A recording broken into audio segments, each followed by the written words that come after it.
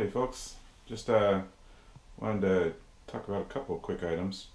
One is my controller, the TX12 that I've been flying with, or that I've been flying the CX3 with.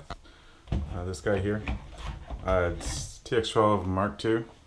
So I got it originally to replace the DJI RC1, which is starting to get less and less supported with the newer air units and stuff.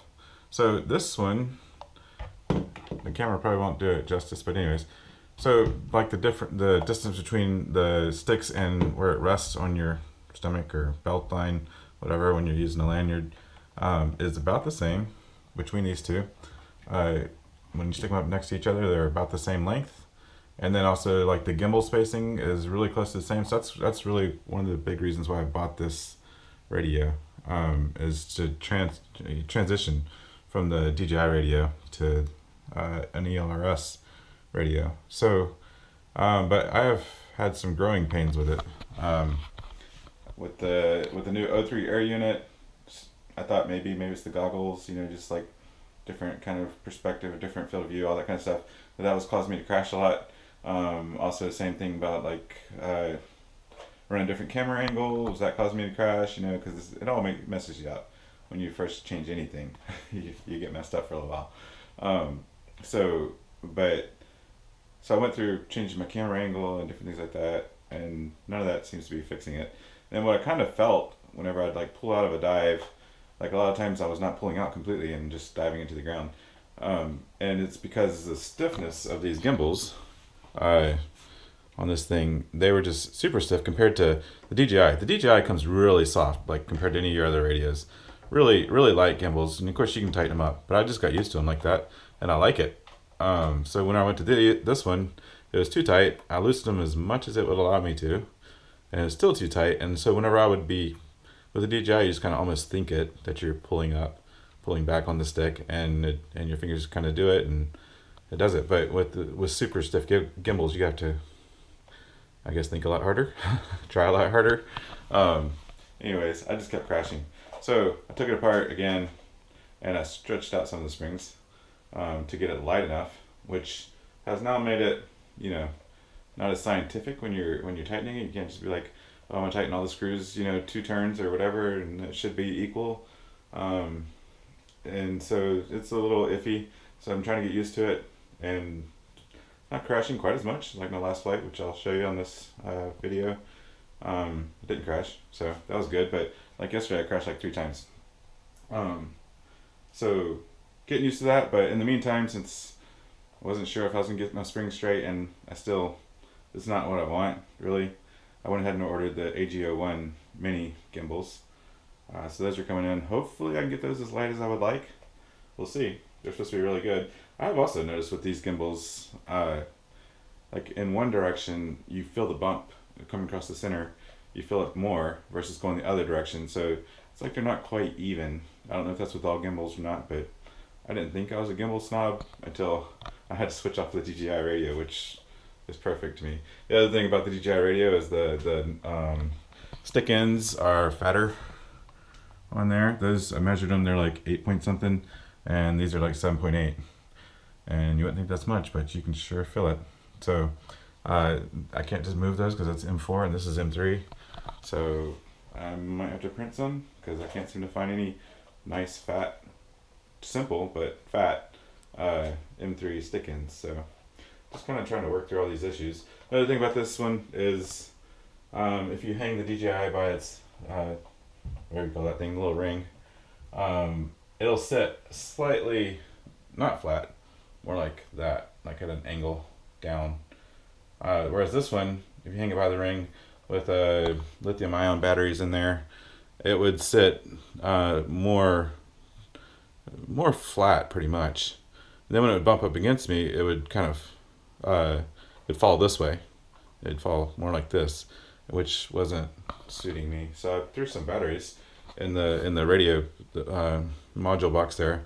I just put up several AAAs in there, kind of wrapped them a little bit, and now it sits good. So I think I'm gonna like that a little better. So anyways, that's my radio woes.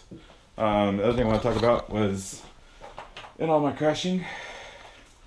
Let's see if we can get this in a brighter spot here. I nicked, I don't know if you can see it. I know it shows up better on the screen than it does on this little screen, but I nicked the bottom of that camera because I was diving and hit the road. Scratched up the frame a little bit, nicked the bottom of the camera. Camera's all still good, it's just that little chin or whatever that's broken off. But in the meantime, that made me test and see just how far you can scoot the camera back without seeing frame, at least in the live feed. And if you're using normal view on the recording, so that is measured to the center of the camera is 3 millimeters. So that's how far back you can scoot your frame. And of course, this frame is curved right there. It's not like your standoffs. So with standoffs, you're probably gonna have to get a lot closer. But yeah, that's really fully protected. Like I said, the little chin there is gonna poke out, but the lens is actually fully protected by the frame. So that's good, better than what it was. I did take my zip tie off and just double-sided taped the air unit down. So yeah, this one's working out pretty well for me. I'm still kind of iffy about whether I'm going to decase my next air unit, and basically build another trash can like this. That was kind of my plan, but every time I pick up this the CX3, that air unit is pretty warm. Like fresh from flying, it's pretty warm. Now I did some other testing where I flew the trash can for 2 minutes, and also flew this guy for 2 minutes. This guy has a full Vista in it, not decased. This has a Vista that's decased.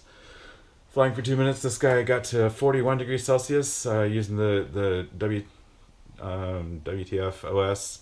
Can display the core temperature. So it got to 41 degrees Celsius, and same thing doing with this one, got to 46 degrees Celsius. So it was a little warmer. Now whether or not it's just because this one has bigger props spinning them in there, I'd say 41 to 46 is within the margin of error probably. So maybe decasing it doesn't do too much to it. That's kind of what I've always thought. Like when they're just sitting there, it sure does seem to do a lot to it. But like moving through the air, the effect, decasing doesn't really keep them that much warmer. So I'm just still not sure whether I'm going to decase my next one or not. So I'm either gonna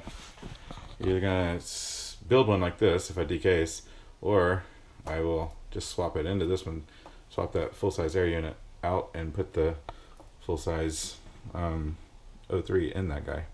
And this fits full-size cameras too, so I may just do that. I may chicken out. We'll see on my next air unit. I've already ordered it, so coming in soon, a couple days from Race Day Quads.